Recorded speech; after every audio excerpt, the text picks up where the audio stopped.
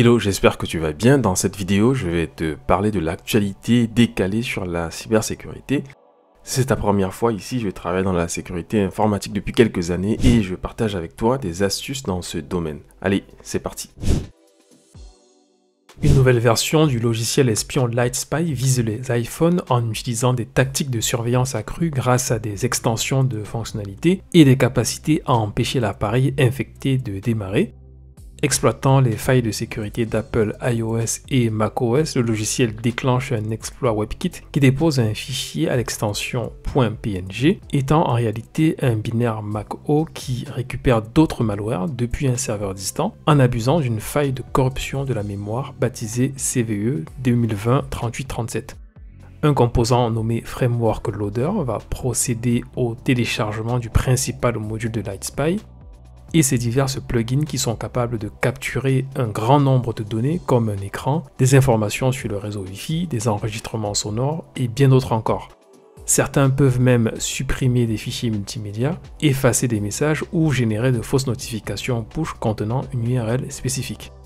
Ces attaques sont de type watering hole et les campagnes n'ont pas encore été associées à un quelconque groupe de menaces, bien que certains éléments indiquent que les acteurs sont probablement basés en Chine.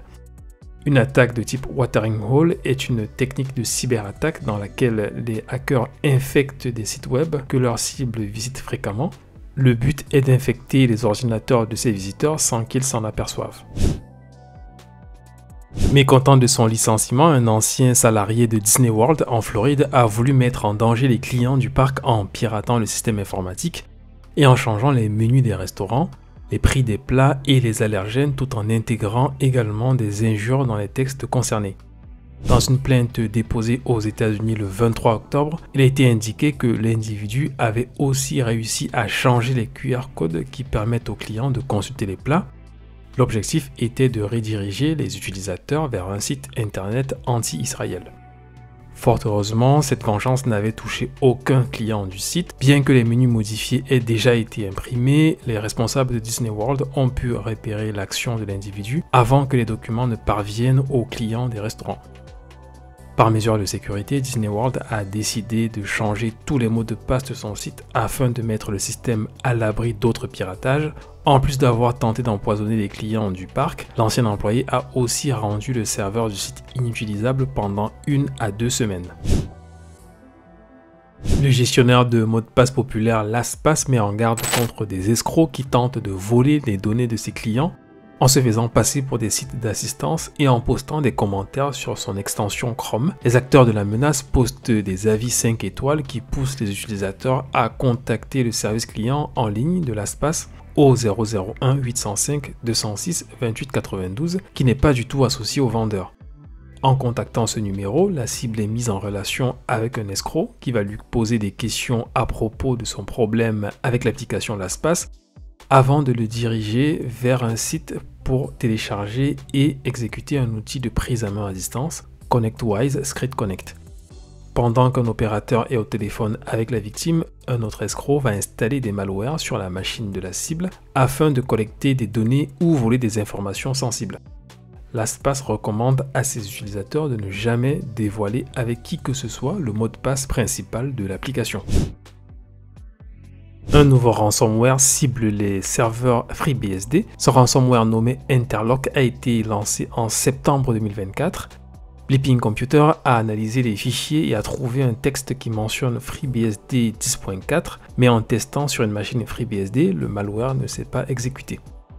La société Trend Micro pense que FreeBSD a été ciblé parce que ce système est souvent déployé dans des environnements critiques.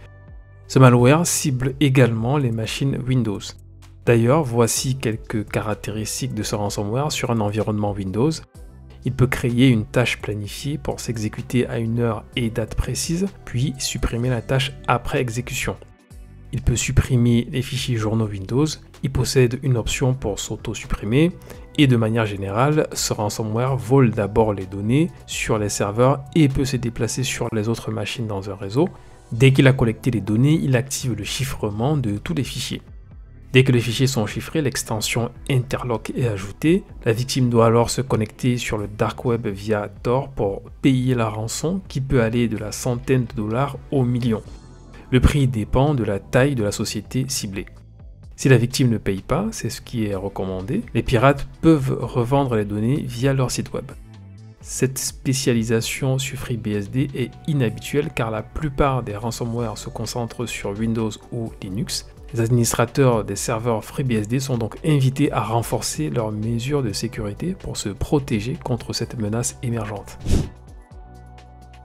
Grâce à des simulations, des chercheurs ont découvert qu'il était possible d'abuser de l'API vocale en temps réel d'OpenAI pour ChatGPT 4o afin de réaliser des escroqueries financières comme l'exfiltration de cartes cadeaux, les virements bancaires, les transferts de crypto-monnaies et le vol d'informations d'identification pour les réseaux sociaux ou les comptes Gmail. Les acteurs malveillants pourraient se servir des outils d'automatisation vocale ChatGPT 4o pour effectuer diverses opérations comme la navigation dans les pages, la saisie des données, la gestion des codes d'authentification à 2 facteurs et les instructions spécifiques liées à une escroquerie. Pour contourner les protections de GPT-4o qui empêchent le traitement des données sensibles comme les informations d'identification, les chercheurs se sont servis des techniques simples de jailbreaking. Le taux de réussite de l'opération était de 60% pour le vol de données d'identification à partir de Gmail et 40% pour le vol de données d'identification à partir d'Instagram. En guise de réponse, OpenAI a dévoilé son dernier modèle O1 qui prend en charge le raisonnement avancé et bénéficie des meilleures défenses contre ce type d'abus. Voilà, c'est tout pour cette actualité décalée sur la cybersécurité. N'oublie pas de liker et de t'abonner pour recevoir la prochaine actu. On se retrouve bientôt pour une nouvelle vidéo. En attendant, je te recommande cette vidéo.